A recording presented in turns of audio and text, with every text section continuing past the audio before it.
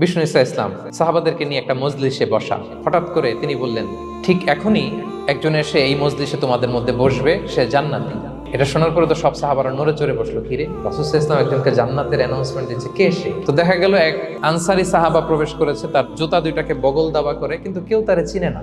তারা যে এক্সপেকটেশন করছিল যে খুব আল্লাহওয়ালা এমন কেউ আসবে, না, সাধারণ সাহাবীরা অবাক। সবচেয়ে বেশি অবাক হয়েছেন আব্দুল্লাহ ইবনে আমর ইবনে আল-আস রাদিয়াল্লাহু তাআলা আনহু। তিনি অবাক হলেন, ঘটনা কি, তার গোপন রহস্য দেখি তো, খুঁজে বের করা যায় কিনা। তিনি ওই সাহাবীর বাড়িতে গেলেন, যে তখন তিনি বললেন, তিনটা ভরা মজলিসে বিষ্ণু ইসা ইসলাম তোমাকে জান্নাতি বলে ঘোষণা দিয়েছে। আমি দেখতে চেয়েছি যে তুমি কি আমল করো। ওই সাহাবী বলে, আমিও জানি না, তবে একটা ব্যাপার আমি মনে করি হয়তো এটা আল্লাহর কাছে পছন্দনীয় হতে পারে। এইবার তো আব্দুল্লাহ বলে, ওই তবেটা কি বলে, যে আমি প্রতিদিন যখন রাতে বিছানায় ঘুমোতে যাই, আমি ঘুমোতে যাওয়ার আগে সবাইকে ক্ষমা করে তারপর বিছানায় যাই।